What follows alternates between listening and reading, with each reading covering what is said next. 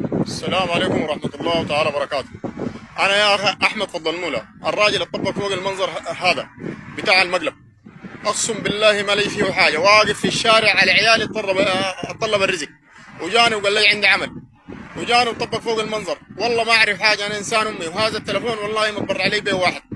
ما كان عندي تلفون وسا ما أعرف عليه، ولا أعرف أكتب ولا أعرف أقرأ، ما أعرف أي حاجة والله. بس ترى إنسان وقاعد وجاي ويطلب الرزق لعيالي.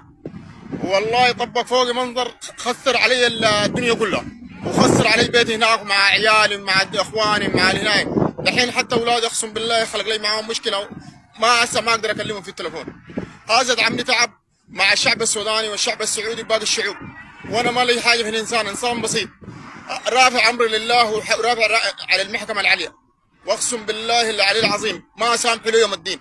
وهذا جاني يوم الخميس وقال لي سامحني، وقلت له يا اخي انا ما انا سامحك، اولادي دحين عند هلون وخربت علي الدنيا وخربت علي، خربت سمعتي عند السودانيين وعند الشعب السعودي وباقي كل الشعوب وباقي الاخوان والشارع اللي فيه. ما اقدر اكل ما اقدر اشرب، واقسم بالله حطم علي معنوياتي مره، ودعمني تعب لابعد الحد، وما قلت له انشر اي حاجه، وانا ما اعرف عنه حاجه والله، ما اعرف عنه حاجه والله، ما شاهدته الا في التليفونات، وما اعرف عن التليفون حاجه، تليفوني صغير، وهذا التليفون اداني لي واحد قال لي يا اخي بس هذا دام اتمشابه، ولا اعرف اكتب ولا اعرف اقرا فيه.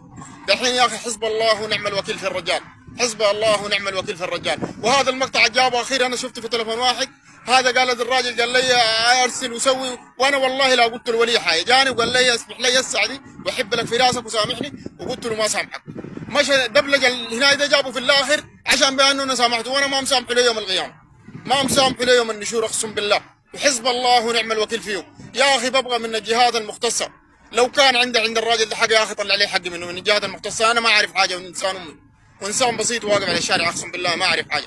دحين يا اخي وشكرا جزيلا، وبعتذر من الشعب السوداني وبعتذر من الشعب السعودي، وشكرا جزيلا. ويا اخي سامحوني انا ما عارف حاجه ولا لي في الحاجه دي اقسم بالله، جاتني غير اختياري واقف في الحر اترزق العيال، وجاني هذا طبق فوق المنظر، وانا ما مسامحه لي يوم النشور وبلاغه الرسول، يوم ما مسامحه لي يوم القصاص اقسم بالله، ما مسامحه كله ما مسامحه ولا ما لي فيه. وحسب الله ونعم الوكيل فيه، ورافع امري لله يا اخي، انا رافع امري لله. ولو كان فيه، لو كان في جهه مختصه تاخذ لي حقي هذه، وما اعرف اكتب اقسم بالله التليفون ده لا اعرف اكتب فوقه ولا اعرف اقرا، الدايرني اتصل علي عادي الاتصال اقدر اتخاطب معه. وشكرا جزيلا يا اخي، السلام عليكم ورحمه الله تعالى وبركاته.